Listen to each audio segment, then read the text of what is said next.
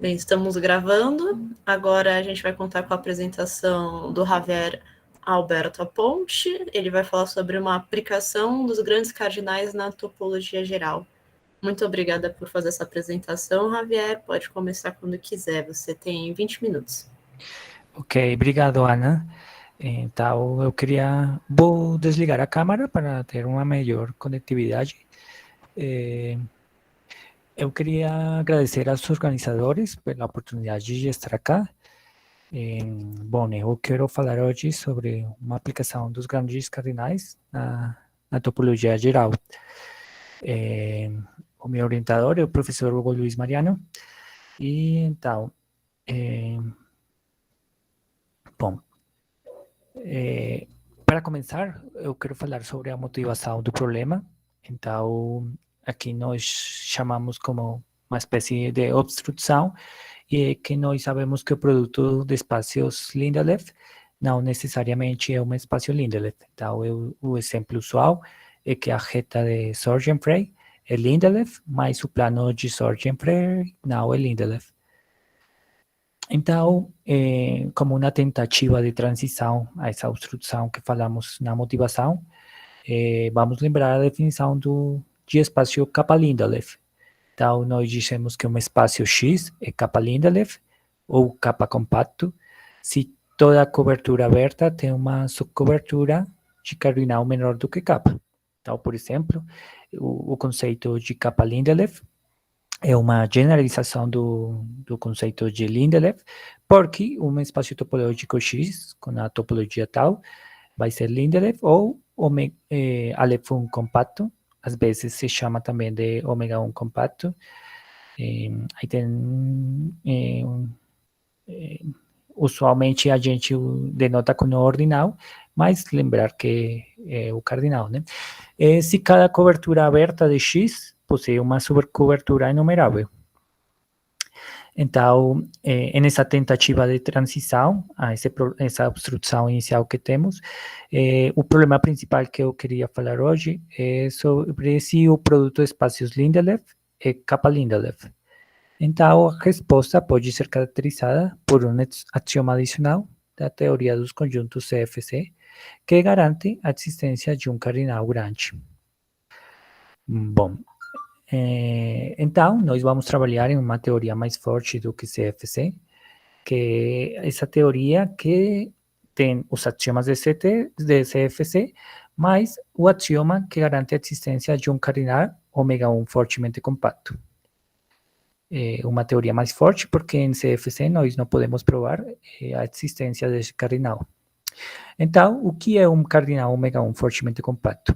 Para explicar o que é um cardinal ômega 1 fortemente compacto, nós precisamos falar de filtros e, em particular, de uma propriedade dos filtros, que um filtro seja capa completo. Então, um filtro, dado um capa, um cardinal regular, que não é numerável, e se nós temos um filtro sobre um conjunto S, vamos dizer que um filtro é capa completo se só se F é fechado por interseções de menos de capa conjuntos. Quer dizer, se nós temos uma família X-alfa, uma família de lambda conjuntos, onde lambda é menor do que capa, e cada X-alfa está em F, para todo alfa menor do que lambda, então a interseção também vai estar no F. Então, se um filtro tem essa propriedade, ele é capa completo. Então, lembremos que com os axiomas da teoria dos conjuntos de CFC, o Tarski, em 1930, provou que todo filtro pode ser estendido a um ultrafiltro, que é um teorema muito importante. E uma pergunta natural, então, dado capa um cardinal regular que não é numerável, a pergunta seria: todo filtro capa completo pode ser estendido a um ultrafiltro capa completo também? Notemos a diferença com o teorema de Tarski. Aqui nós estamos estendendo filtros, mas capa completos, e precisamos de que eles ainda sejam capa completos. Então, a resposta é que em CFC não se pode provar que isso seja verdade nem falso. Uma pergunta mais fraca a esta pergunta, relacionada a esta pergunta que fizemos, poderia ser dado capa um cardinal regular não enumerável, e aqui nós tomamos um cardinal lambda regular com lambda menor do que capa. Então, a pergunta é se todo filtro capa completo pode ser estendido a um ultrafiltro, neste caso, lambda completo, não é capa completo como na pergunta anterior, é um pouco mais fraco, porque lambda é menor do que capa. Então, também vamos ter que em CFC não se pode provar que isso seja verdade nem falso. Então, já temos as motivações para definir o que é um cardinal ômega 1 fortemente compacto. Então, um cardinal capa não enumerável é ômega 1 fortemente compacto se todo filtro capa completo sobre qualquer conjunto S pode ser estendido a um ultrafiltro ômega 1 completo. Aqui, na verdade, deveria ser Aleph1 completo, mas é usual que na literatura a gente encontra ômega 1 completo sobre esse. Então, retomando, para que um cardinal seja ômega 1 fortemente compacto, precisamos que todo filtro que seja capa completo possa ser estendido a um ultrafiltro ômega 1 completo. Então, agora sim, vemos porque vemos na teoria que vamos trabalhar, né? Então, vamos trabalhar em CFC, mas o axioma de que existe um cardinal ômega 1 fortemente compacto. Então, como podemos resolver o problema principal? Então, Bagaria e o Magidor provaram que um cardinal capa é ômega 1 fortemente compacto se só se todo produto de espaços Lindelöf é capa Lindelöf. Então, hoje eu quero falar um pouco sobre o esboço da prova e sobre os pontos principais da prova, porque eu quero falar sobre essa relação que existe entre três grandes áreas da matemática e que ajudaram para resolver este problema. Então, vou começar falando sobre o recíproco, que é que se todo produto, que estamos supondo que todo produto de espaços Lindelöf é capa Lindelöf. Então, bom, isso aí, não? Então, todo produto de espaços Lindelöf é capa Lindelöf e queremos provar que capa é ômega 1 fortemente compacto. Então, vamos usar uma caracterização dos cardinais ômega 1 fortemente compacto por meio da teoria dos radicais. Então, como falava, aqui temos uma relação entre topologia, porque é um problema topológico, como com a teoria dos conjuntos, porque nós precisamos dos axiomas dos grandes cardinais, e com a álgebra, porque nós precisamos da teoria dos radicais para caracterizar os cardinais ômega 1 fortemente compactos. Bom, vou falar um pouco sobre a teoria dos radicais. A teoria dos radicais tem suas origens na teoria dos anéis, nos anos 40. Um estudo sistemático na teoria dos módulos começou nos anos 50, e o desenvolvimento posterior nos anos 60 foi esporádico, principalmente porque os problemas relacionados com radicais envolviam a existência de módulos grandes e complicados. Mas isso mudou bastante depois de 1974, onde começaram a ser usados métodos conjuntistas e da teoria dos modelos como ferramentas para estudar os grupos abelianos. Então, da teoria dos radicais, nós vamos precisar o conceito de radical simplesmente gerado por um grupo abeliano X. Então, dado um grupo abeliano X, a gente define um funtor que vai da categoria dos grupos abelianos na categoria dos grupos abelianos, e ele trabalha do seguinte jeito: ele toma um grupo abeliano A e vai enviar na interseção dos kernels, dos núcleos destes morfismos, com domínio o grupo abeliano A que a gente tomou. Então, assim vai trabalhar o funtor sobre os sujetos. E relacionado com essa definição, nós vamos a definir o R supercapa sub X de A, que vai ser a suma dos grupos abelianos de R sub X de B, onde B está contido A em A, e o cardinal de B é menor do que capa. Então, temos estes dois conceitos, um radical simplesmente gerado e o associado ao radical simplesmente gerado, temos SR super capa sub X. Então, agora, temos esta proposição que para todo grupo abeliano A, sempre vai acontecer que esse R super capa vai estar contido no radical simplesmente gerado. Isso sempre vai acontecer. Mas a outra contensa entre conjuntos não sempre acontece. Então, quando isso acontece, dizemos que um radical R sub X simplesmente gerado por X satisfaz a condição cardinal se e só se esses dois funtores coincidem. Então, o Vagaria e o Magidor definirão que para um grupo X, o cardinal de Dugas-Geber para o X é o mínimo cardinal kappa, tal que esses dois objetos coincidem. Bom, já falamos um pouco sobre a teoria dos radicais e por que nós precisamos da teoria dos radicais, porque nós podemos caracterizar os cardinais ômega 1 fortemente compactos por meio da teoria dos radicais. Quando estes dois objetos coincidem, para o grupo abeliano C, decimos que kappa é um cardinal ômega 1 fortemente compacto. E é uma caracterização desse tipo de cardinais.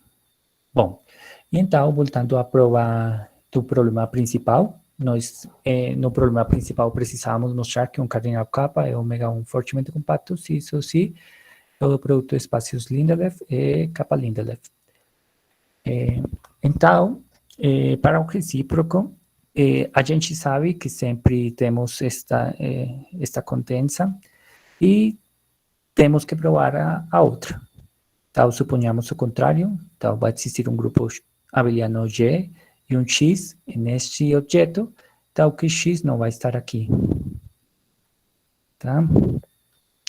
Então, os pontos principais da prova são os seguintes. Considerar o C como espaço topológico com a topologia discreta. Então, o C, com essa topologia discreta, vai ser um espaço de Lindelöf. E agora, consideramos a C ao G com a topologia da convergência pontual. Por hipótese, estamos supondo que o produto de espaços Lindelöf é kappa Lindelöf.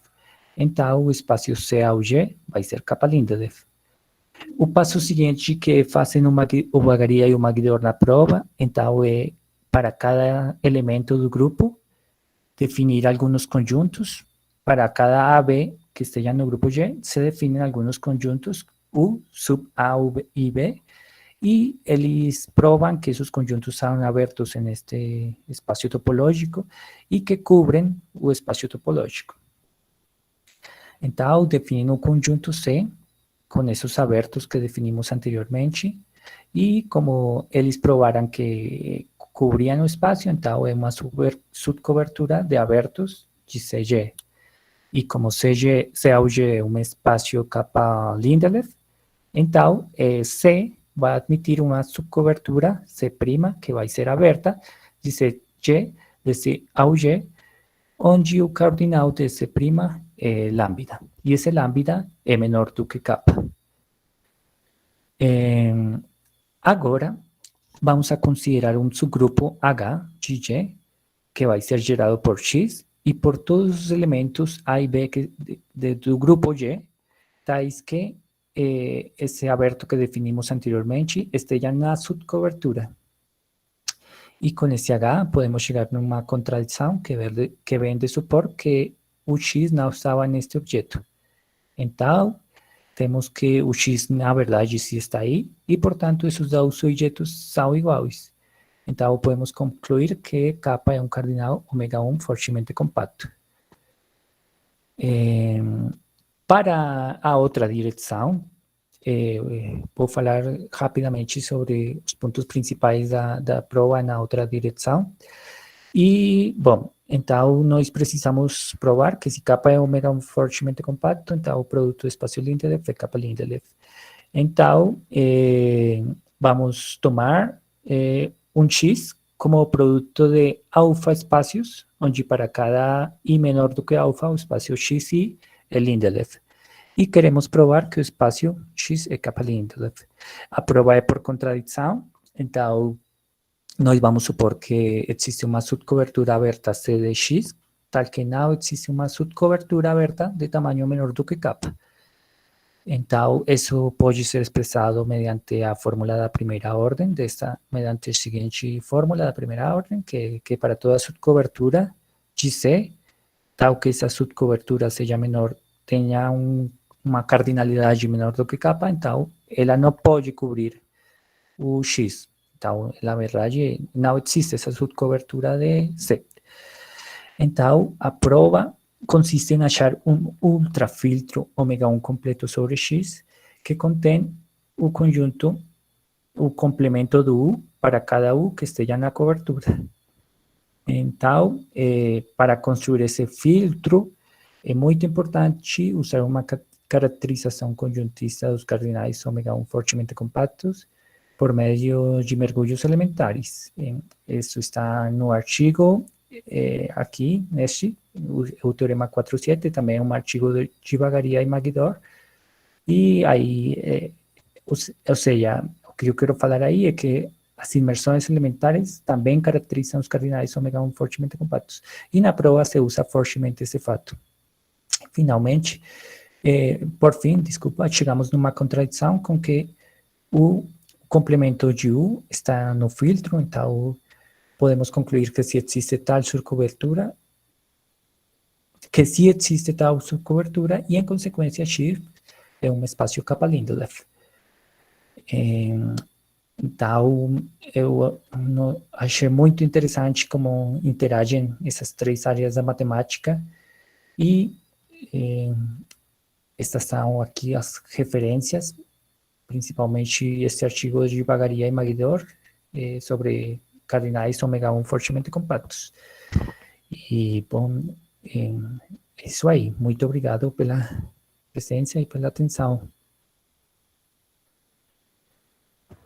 Obrigada, Rafi. É realmente bem interessante o resultado, juntando três áreas distintas. Alguém gostaria de fazer uma pergunta? Obrigado, Ana.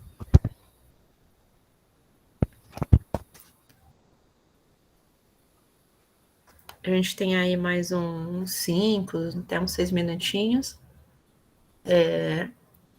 A minha pergunta é assim, se você, na verdade, pretende continuar, né? Eu sei que acho que agora você defendeu recentemente o mestrado, se você vai continuar nessa linha, se você já tem algum problema em aberto semelhante que você gostaria de atacar, enfim, se teve alguma parte mais, se foi mais a topologia, se foi mais a álgebra, se foi mais a parte conjuntista que chamou mais atenção nessas coisas. Sim, Ana, eu gostaria de continuar, principalmente como essa interação entre teoria dos conjuntos e teoria das categorias. Eu acho muito legal, então, principalmente gostaria muito de focar nisso, como, por exemplo, tentar enfraquecer hipóteses de grandes cardinais para obter resultados em teoria das categorias. E também acho legal que, por exemplo, na topologia algébrica tem resultados que dependem de axiomas da teoria dos conjuntos. Então, às vezes, a gente tem que supor hipóteses muito fortes para ter esses resultados. Então, um tópico que eu gostaria de estudar seria, por exemplo, se a gente consegue enfraquecer algumas hipóteses conjuntistas para obter os mesmos resultados. Mais ou menos é isso. Mas eu ainda estou procurando como um tópico específico e um lugar para continuar no doutorado. Claro, essa procura acho que nunca tem fim também, né? É verdade, sim. Não é tão fácil assim. Temos mais alguma pergunta?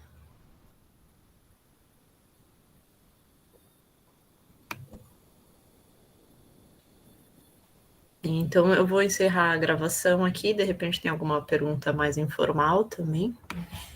Ok, Muito obrigada novamente, Javier. Obrigado, pessoal que está assistindo. obrigado, Ana.